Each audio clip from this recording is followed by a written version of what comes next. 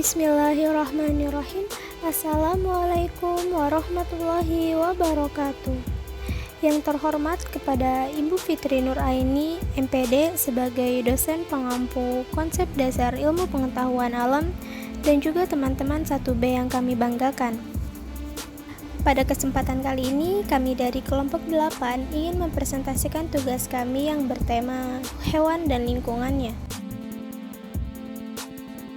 Baik, sebelumnya izinkan saya untuk memperkenalkan diri. Nama saya Alisa Aulia Nurhuda dengan NIM 2105921. Saya dari kelompok 9. Di sini saya bertugas untuk memoderatori kelompok 8 pada presentasi kali ini. Sebelumnya saya akan memperkenalkan anggota dari kelompok 8. Yang pertama ada Nisa Nur Fauziah dengan NIM 2106276. Yang kedua ada Nuria Agustiani dengan NIM 2100829. Yang ketiga ada Ratih Fatimah dengan NIM 2108681. Yang keempat ada Sela Amelia dengan NIM 2108267. Yang terakhir ada Fani Nurulita Zahra dengan NIM 2106192. Baik, tanpa berlama-lama lagi, langsung saja kita masuk kepada materi pada presentasi kali ini, yaitu mengenai hewan dan lingkungannya. Kepada kelompok 8 dipersilahkan. Baik, terima kasih kepada moderator. Di sini saya akan menjelaskan definisi hewan dan lingkungannya. Hewan adalah organisme yang bersifat motil, yaitu dapat bergerak dan berpindah tempat. Gerakannya disebabkan oleh rangsangan tertentu yang berasal dari lingkungannya. Faktor-faktor yang merangsang hewan untuk bergerak adalah makanan, air, cahaya, suhu, kelembaban, dan lain-lain. Lingkungan hewan adalah semua faktor biotik dan abiotik yang ada di sekitarnya dan dapat mempengaruhinya. Hewan hanya dapat hidup, tumbuh, dan berkembang biak dalam suatu lingkungan yang menyediakan kondisi dan sumber daya serta terhindar dari faktor-faktor yang membahayakan. Yang selanjutnya ada definisi individu, populasi, dan komunitas. Individu adalah suatu satuan struktur yang membangun suatu kehidupan dalam bentuk makhluk. Contoh, seekor kelinci, seekor belalang, dan seekor ayam. Yang kedua, ada populasi. Populasi adalah kumpulan makhluk hidup sejenis yang menempati suatu daerah pada waktu tertentu. Contohnya seperti sekelompok kelinci, sekelompok ayam, dan sekelompok belalang.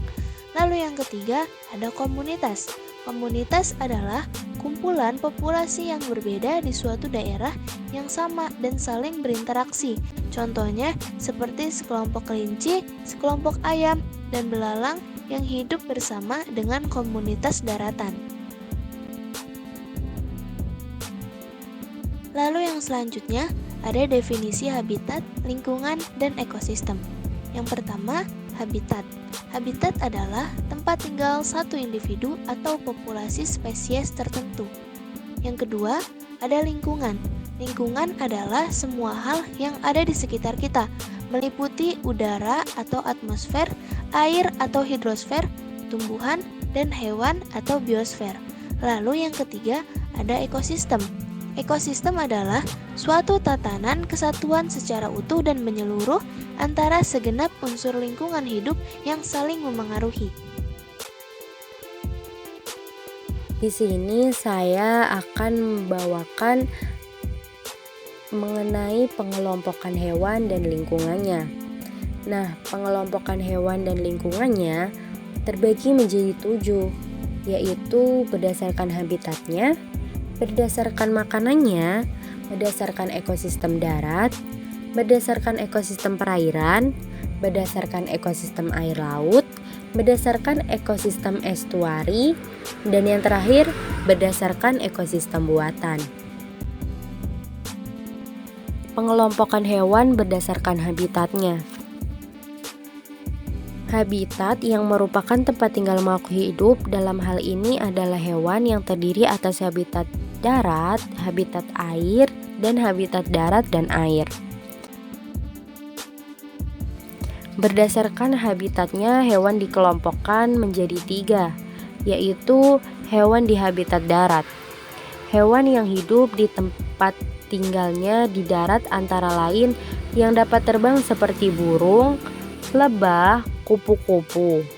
Lalu, yang hidup di dalam tanah seperti cacing dan rayap, yang hidup di dekat air seperti kuda nil dan kura-kura, dan yang hidup di darat seperti tikus, kucing, anjing, gajah, singa, dan lain sebagainya. Lalu yang kedua ada hewan di habitat air. Hewan yang hidup di dalam air antara lain ikan, belut, udang, gurita, cumi-cumi, dan lainnya. Lalu yang terakhir ada hewan di habitat darat dan air. Hewan yang hidup di dua alam yaitu dapat hidup di air dan di darat, antara lain seperti kura-kura, buaya, katak, dan anjing laut. Pada slide selanjutnya membahas mengenai pengelompokan hewan berdasarkan makanannya. Nah, di sini ada yang disebut konsumen. Apa itu konsumen? Konsumen adalah makhluk hidup yang memakan makhluk hidup lain atau bahan-bahan yang dihasilkan oleh makhluk hidup lain. Konsumen tidak dapat membuat makanannya sendiri, sehingga sangat tergantung dengan makhluk hidup lain sebagai sumber makanan.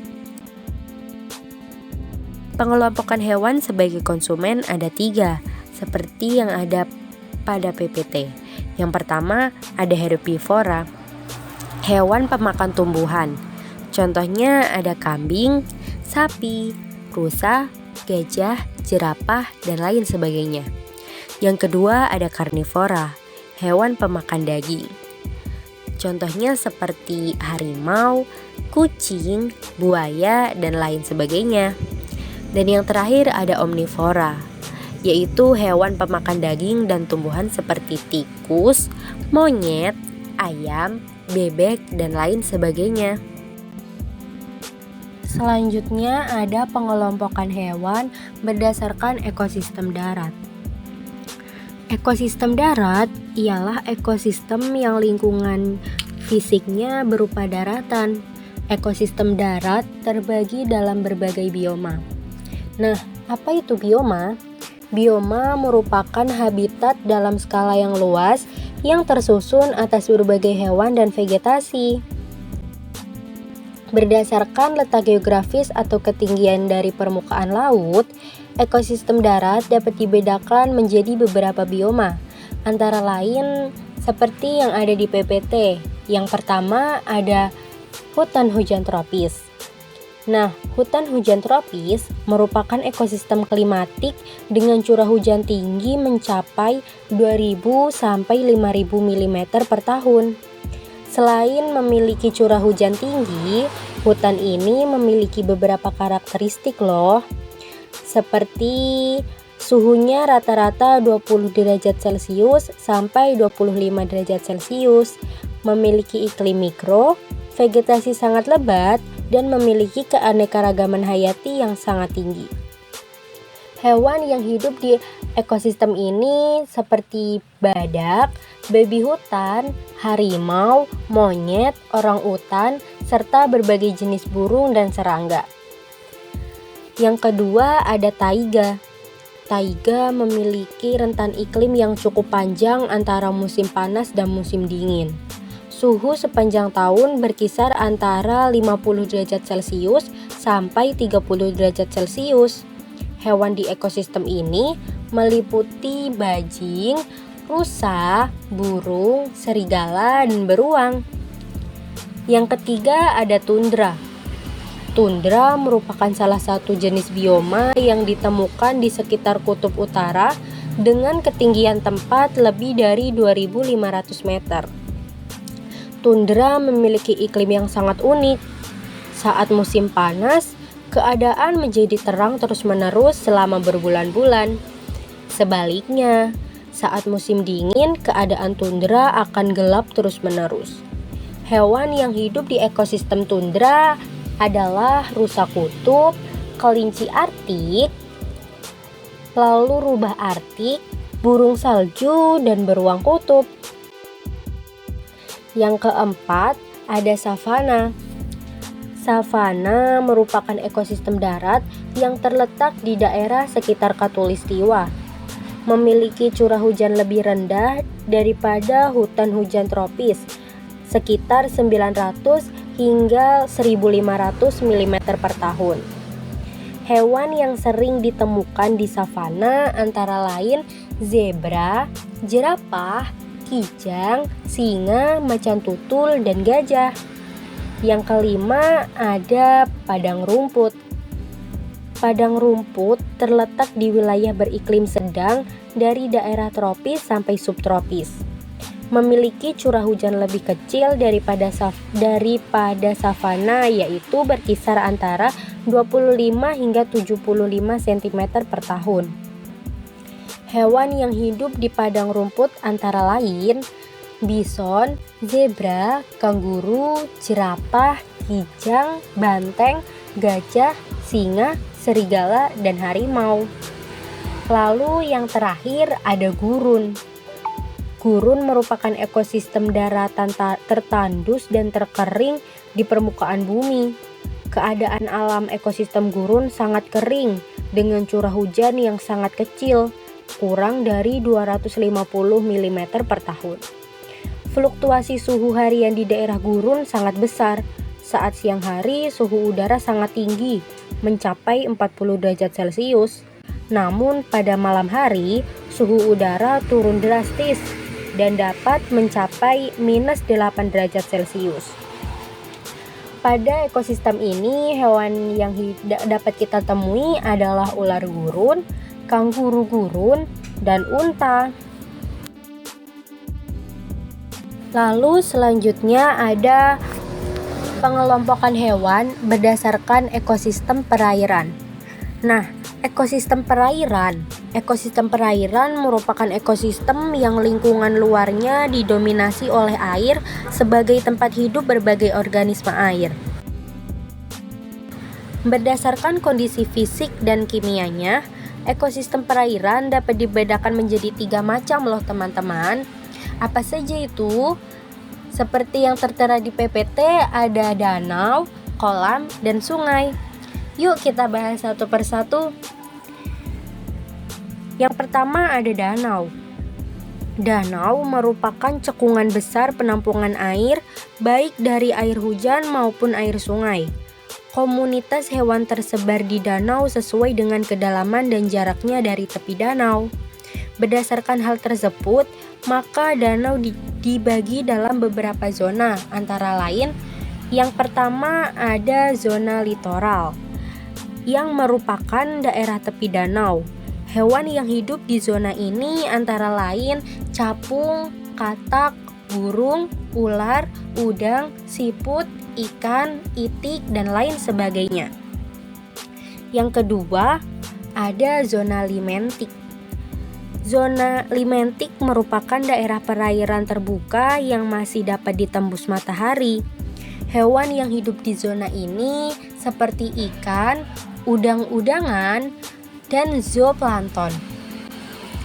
Lalu yang ketiga ada zona profundal. Zona profundal merupakan perairan dengan banyak dekomposer di dasar perairan. Pada zona ini dihuni oleh cacing dan mikroba. Lalu yang keempat ada zona bentik. Zona bentik merupakan daerah dasar danau tempat terdapatnya bentos dan sisa organisme mati. Pada zona ini dihuni oleh cacing dan remis. Lalu yang kedua ada kolam. Kolam merupakan miniatur danau. Kolam biasanya berupa cekungan kecil buatan manusia. Ekosistem kolam merupakan perairan dangkal sehingga penetrasi cahaya matahari dapat mencapai dasar kolam. Hewan yang hidup di kolam seperti zooplankton, bentos, serangga air, ikan, cacing, dan berbagai jenis bakteri. Lalu yang terakhir ada sungai. Sungai adalah suatu badan air yang mengalir ke satu arah. Aliran air dan gelombang secara konstan memberikan oksigen pada air. Suhu air bervariasi sesuai dengan ketinggiannya. Komposisi komunitas hewan di sungai yaitu ikan kucing, gurame, kura-kura, ular, buaya, serangga, dan lain sebagainya.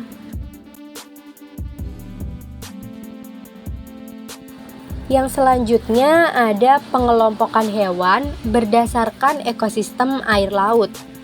Nah, sebelum kita membahas yang ada pada PPT, kita ketahui dulu ciri-ciri dari ekosistem air laut. Ciri-cirinya ada 4. Yang pertama, kadar garam perairan yang sangat tinggi. Yang kedua, cuaca dan iklim tidak terlalu mempengaruhi ekosistem. Yang ketiga, suhu permukaan lebih tinggi daripada suhu di kedalaman. Dan yang terakhir, terdapat kehidupan di semua pedalaman. Ekosistem air laut dibedakan menjadi 2, yaitu ekosistem laut dalam dan ekosistem laut dangkal. Ekosistem laut dalam merupakan bagian ekosistem laut yang terletak di kedalaman yang tidak tertembus cahaya, sekitar 700 sampai 6.000 meter. Laut dalam merupakan zona afotik yang selalu gelap. Selain itu, juga mempunyai kadar oksigen terlarut yang sangat rendah. Hewan yang dapat hidup di daerah ini seperti udang, cumi-cumi, landak laut, teripang, kerang, dan berbagai jenis ikan. Yang kedua, ada ekosistem laut dangkal. Ekosistem laut dangkal merupakan ekosistem laut yang berada di zona fotik yang masih tertembus cahaya matahari. Ekosistem ini terbagi menjadi 2 daerah. Yang pertama, terumbu karang. Daerah terumbu karang merupakan salah satu ekosistem paling indah di dunia loh. Ekosistem ini hanya dapat ditemukan pada dasar perairan yang jernih dan bersih. Hewan yang menghuni ekosistem ini seperti ikan kerapu, ikan baronang, ikan ekor kuning, siput, landak laut, gurita, bintang laut, dan ikan karnivora. Yang kedua, ada pantai. Pantai merupakan salah satu jenis ekosistem laut dangkal yang menjadi batas antara daratan dengan lautan. Ekosistem ini dihuni oleh hewan seperti kepiting, bintang laut, kerang, ikan-ikan kecil, dan burung pantai.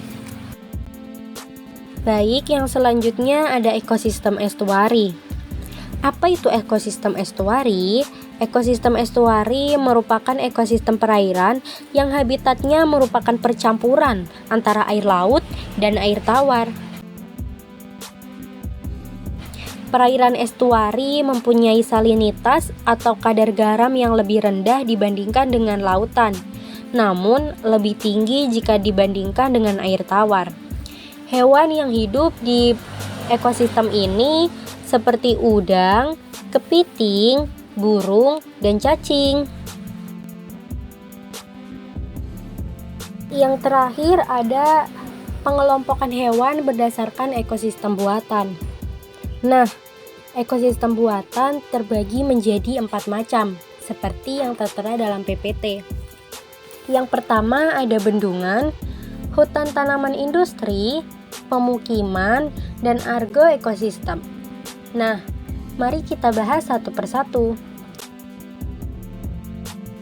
Yang pertama ada bendungan. Bendungan merupakan suatu ekosistem buatan yang berupa bangunan penahan atau penimbun air yang digunakan untuk berbagai keperluan seperti irigasi, tempat rekreasi, pembangkit listrik, dan sarana olahraga. Hewan yang dapat hidup di ekosistem ini ialah ikan-ikan air tawar, capung, katak, burung, bebek, dan lain-lain. Yang kedua ada hutan tanaman industri. Hutan tanaman industri merupakan ekosistem buatan dengan vegetasi yang terdiri atas tanaman budidaya yang dengan sengaja ditanam di kawasan tertentu. Umumnya jenis tanaman yang dibudidayakan memiliki nilai ekonomis tinggi loh teman-teman, seperti tanaman mahoni, jati, pinus, damar, kelapa sawit, karet, dan lain sebagainya. Hewan yang dapat hidup di ekosistem ini seperti tupai, serangga, burung, ulat, dan lain-lain. Yang ketiga ada pemukiman.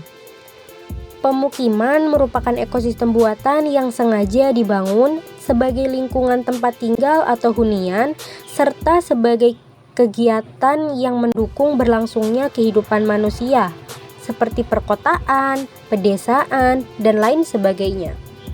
Hewan yang biasa hidup di ekosistem ini seperti ayam, bebek, kucing, anjing, burung, kupu-kupu, lebah, cicak, dan lain-lain.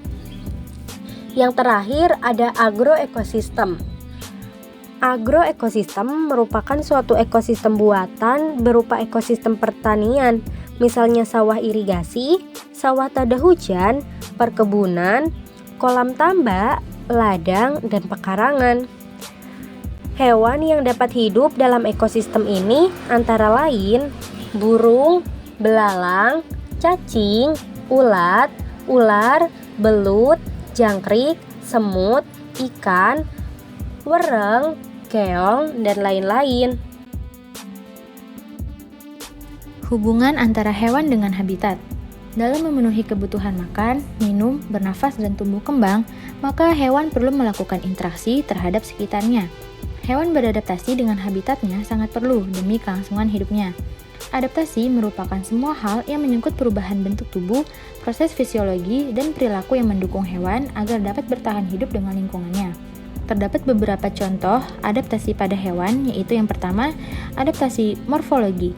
Pada hewan, adaptasi morfologi menyangkut semua perubahan bentuk bagian tubuh yang berlangsung melalui seleksi alam dalam kurun waktu yang lama. Bentuk adaptasi morfologi pada hewan tergantung pada habitatnya. Pada habitat darat, relatif lebih kering dan suhunya relatif lebih tinggi daripada habitat air.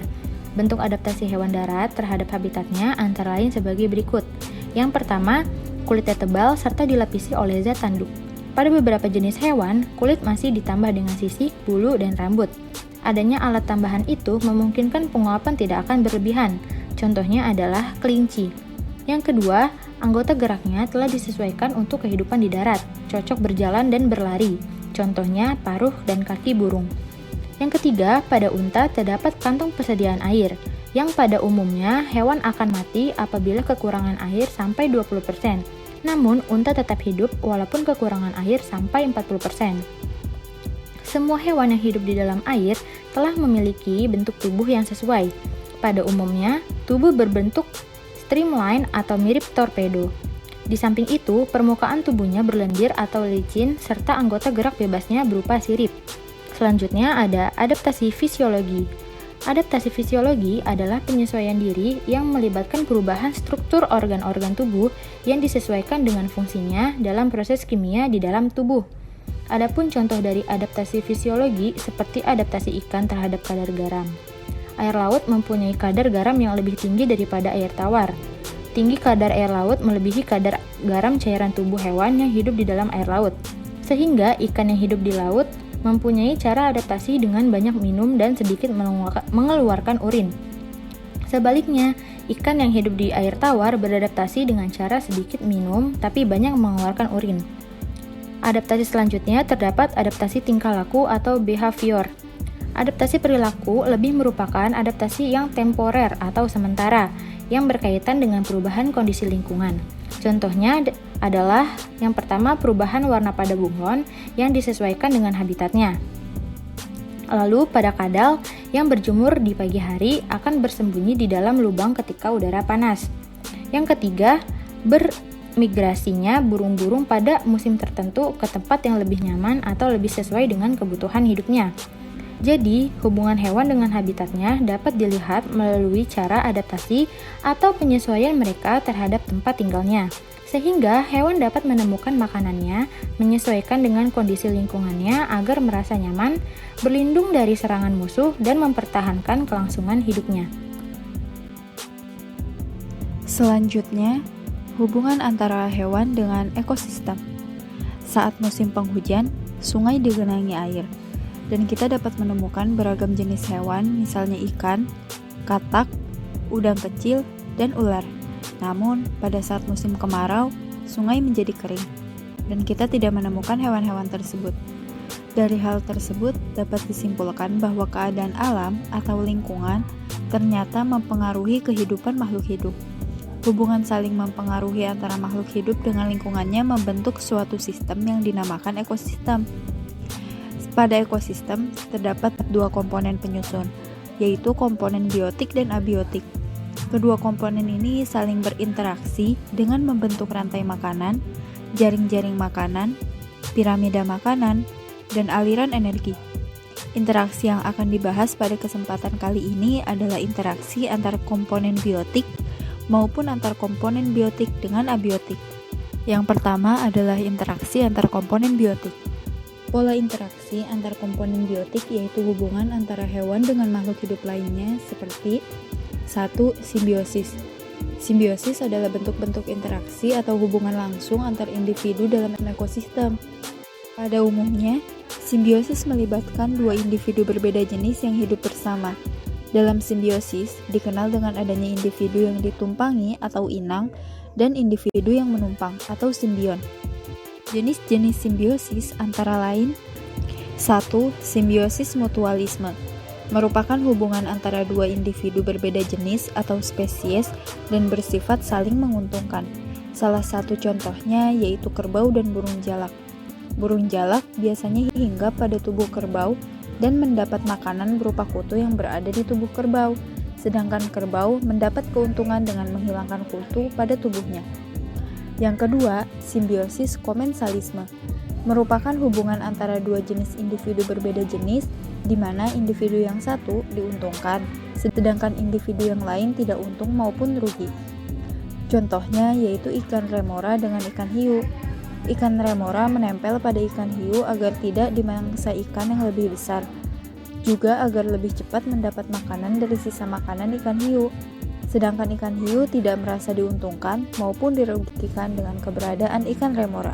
Yang ketiga adalah simbiosis parasitisme, merupakan hubungan antara dua jenis individu yang bersifat merugikan salah satu pihak, sedangkan pihak lainnya diuntungkan.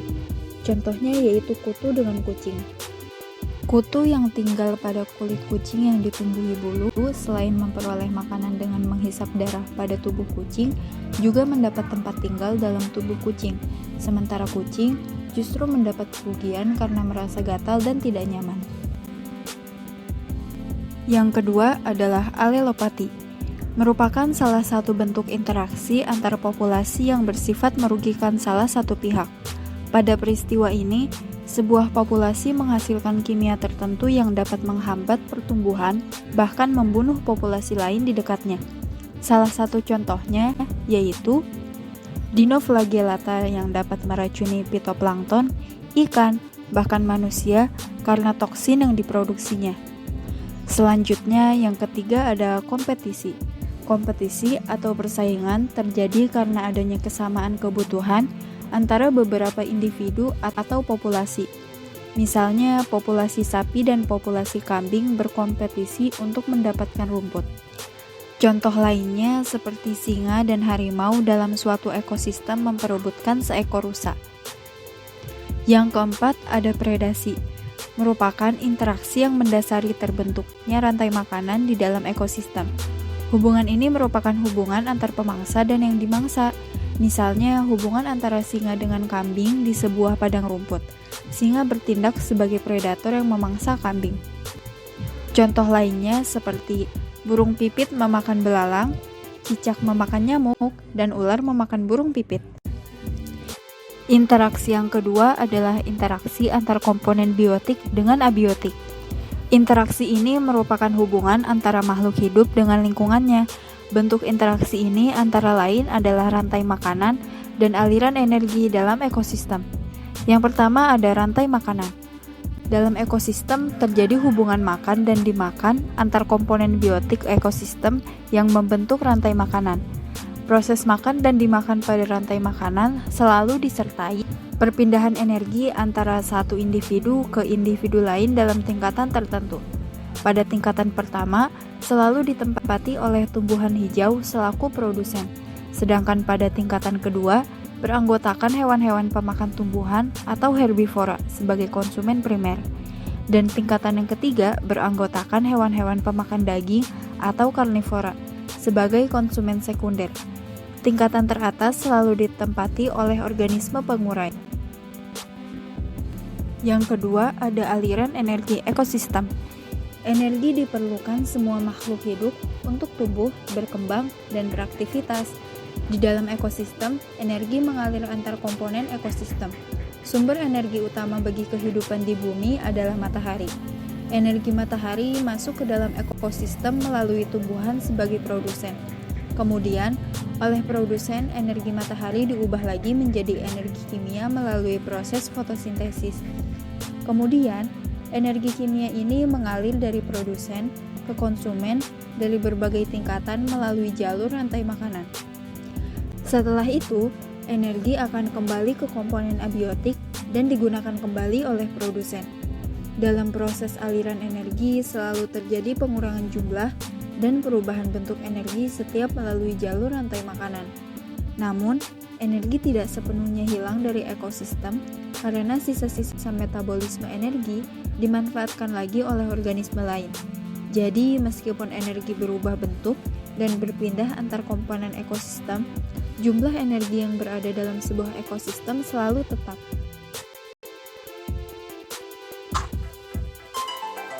Rantai makanan. Rantai makanan adalah sebuah peristiwa makan dan dimakan antara sesama makhluk hidup dengan urutan-urutan tertentu. Dalam suatu rantai makanan terdapat makhluk hidup yang mempunyai peran sebagai produsen, konsumen, dan sebagai dekomposer atau pengurai. Mari kita simak gambar berikut ini. Contoh rantai makanan pada gambar berikut ini terdiri dari rumput, belalang, katak, ular, elang, dan juga pengurai.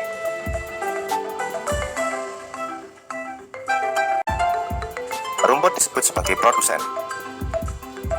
Kemudian, rumput akan dimakan oleh belalang yang disebut sebagai konsumen primer atau konsumen tingkat pertama. Selanjutnya, belalang akan dimakan oleh katak. Katak disebut sebagai konsumen tingkat 2 atau konsumen sekunder. Kemudian katak akan dimakan oleh ular. Ular sebagai konsumen ketiga.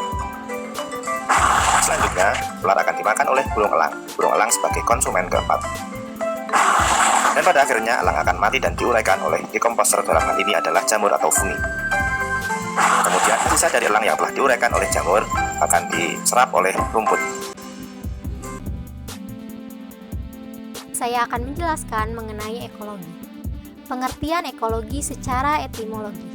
Ekologi berasal dari kata Yunani yaitu oikos, artinya habitat atau tempat tinggal, dan logos, artinya ilmu. Jadi, apa itu ekologi? Ekologi dapat diartikan sebagai ilmu yang mempelajari tempat tinggal atau habitat. Istilah ekologi pertama kali dikemukakan oleh Ernest Haeckel pada tahun 1834 hingga 1914. Dalam ekologi, makhluk hidup dipelajari sebagai kesatuan atau sistem dengan lingkungannya. Secara keilmuan, ekologi termasuk sebagai satu di antara ilmu biologi yang mempelajari interaksi atau hubungan timbal balik antara makhluk hidup dengan makhluk hidup lain dan juga dengan lingkungan sekitarnya. Maka dari itu, ekologi sebagai dasar ilmu lingkungan memiliki ruang lingkup yang luas dan kompleks seperti keanekaragaman hayati, jumlah organisme, hingga interaksi lingkungan dan sekitarnya. Jika dipelajari lebih dalam, ekologi mengulas berbagai komponen lingkungan, mulai dari komponen biotik yang hidup seperti manusia, hewan, tumbuhan, mikroba, dan abiotik yang tak hidup seperti cahaya matahari, air, udara, tanah, dan lain sebagainya. Ruang lingkup ekologi. Walaupun ekologi sebagai dasar ilmu lingkungan yang memiliki pembahasan kompleks, keilmuan ini juga memiliki batasan atau ruang lingkup loh. Ruang lingkup ekologi dapat dikelompokkan secara berdasarkan subjek yang dipelajari. Antara lainnya ada organisme. Organisme adalah suatu benda hidup atau makhluk hidup, contohnya manusia, burung, ikan, dan lain sebagainya. Lalu ada populasi. Populasi adalah suatu kelompok dari individu sejenis yang hidup atau tinggal di suatu tempat tertentu dan pada waktu tertentu. Contohnya populasi manusia, populasi rumput, populasi burung. Lalu ada juga komunitas. Komunitas adalah suatu kelompok makhluk hidup yang terdiri atas beberapa populasi dari sejumlah spesies yang berbeda, yang saling melakukan interaksi antara satu dengan yang lainnya pada suatu tempat atau waktu tertentu. Contohnya komunitas sawah. Pada komunitas sawah terdapat populasi burung, populasi rumput, populasi belalang, populasi ular, dan juga populasi tikus. Lalu ada ekosistem. Ekosistem merupakan hubungan timbal balik antara makhluk hidup dengan lingkungan sekitarnya, baik itu makhluk hidup maupun yang tidak hidup, sehingga membentuk sistem ekologi. Contohnya ekosistem hutan dan ekosistem air laut.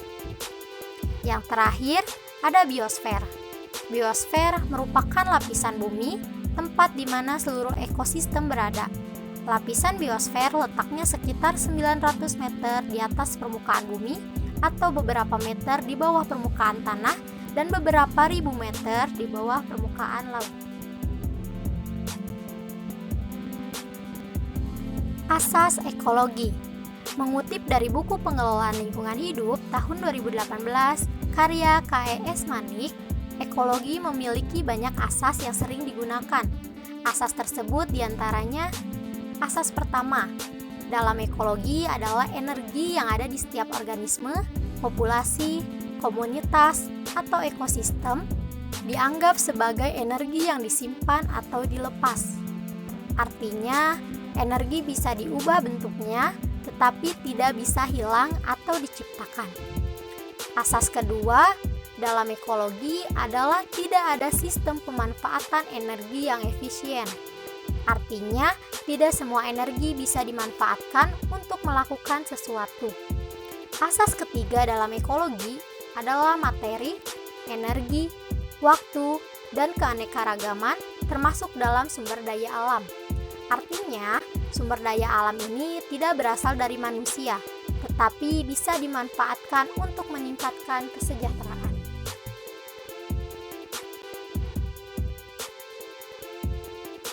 Asas keempat dalam ekologi adalah peningkatan ketersediaan sumber daya alam bisa mempengaruhi hal lainnya. Artinya, sumber daya alam yang ada bisa mempengaruhi kondisi penggunaan air, energi, produksi, dan lainnya. Asas kelima dalam ekologi adalah makhluk hidup yang lebih cepat beradaptasi akan lebih mampu bersaing. Artinya, makhluk hidup yang kemampuan adaptasinya tinggi akan lebih mudah bersaing, baik secara fisiologis maupun morfologis.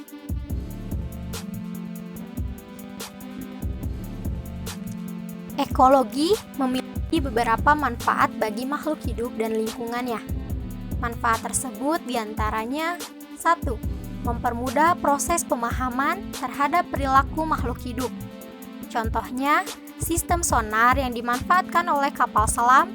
Sistem ini diadaptasi oleh sistem sonar milik lumba-lumba.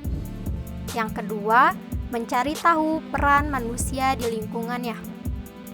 Contohnya, penggunaan pestisida yang berlebihan sama sekali tidak baik untuk kesehatan makhluk hidup. Yang ketiga, mengetahui keanekaragaman hayati.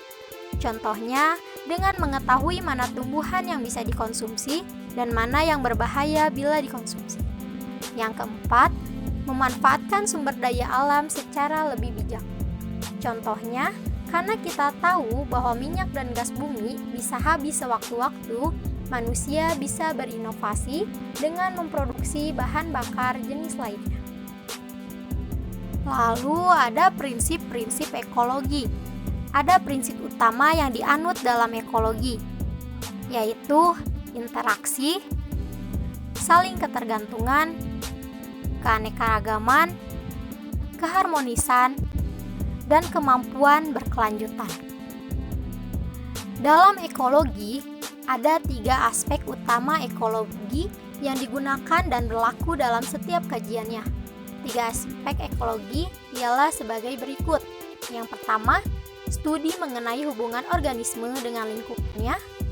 Kedua, studi mengenai hubungan antara organisme terhadap lingkungannya. Yang ketiga, studi mengenai hubungan struktur dan fungsi alam. Nah, lalu apa sih perbedaan ekologi dan ekosistem? Ekosistem merupakan unit alami yang terdiri dari semua makhluk hidup dan tidak hidup di daerah tersebut, dan bagaimana biotik dan fungsi simultan komponen abiotik saling mempengaruhi. Karena itu, membicarakan hal ini tidak hanya organisme hidup, tetapi juga faktor abiotik yang mempengaruhi kehidupan dalam sistem. Sedangkan ekologi merupakan studi tentang hubungan antara berbagai organisme dan lingkungannya. Dengan demikian, ekosistem merupakan bagian dari ekologi yang merupakan subjek luas. Sekian yang bisa saya sampaikan. Terima kasih. Saya kembalikan kepada moderator. Kesimpulan pada presentasi kali ini yaitu hewan adalah organisme yang bersifat motil, yaitu dapat bergerak dan berpindah tempat. Gerakannya disebabkan oleh rangsangan tertentu yang berasal dari lingkungannya. Faktor-faktor yang merangsang hewan untuk bergerak adalah makanan, air, cahaya, suhu, kelembapan, dan lain-lain. Lingkungan hewan adalah semua faktor biotik dan abiotik yang ada di sekitarnya dan dapat mempengaruhinya. Hewan hanya dapat hidup, tumbuh, dan berkembang biak dalam satu lingkungan yang menyediakan kondisi dan sumber daya, serta terhindar dari faktor-faktor yang membahayakannya.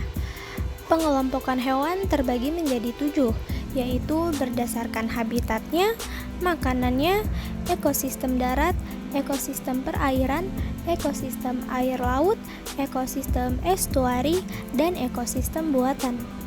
Ekologi adalah ilmu yang mempelajari tempat tinggal atau habitat.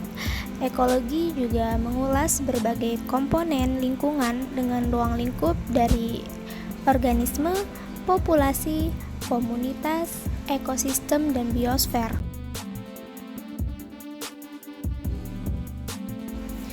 Alhamdulillah, pembahasan materi tentang hewan dan lingkungannya telah selesai.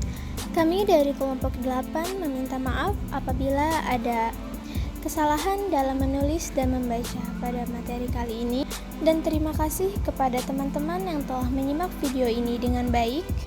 Sebelum ditutup presentasi kali ini, ada kutipan dari Albert Einstein,